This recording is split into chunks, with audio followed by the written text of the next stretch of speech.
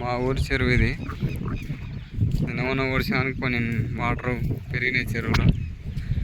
చేపలు సంబూరంతో మంచిగా గడ్డి మేస్తున్నాయి.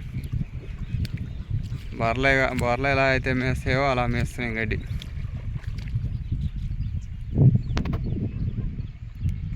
ఇంక అట్లా నల్లగా అవపడే అన్ని చేపలే.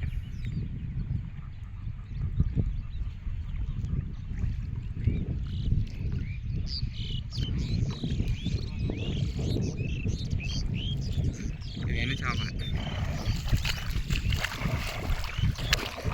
ఇవన్నీ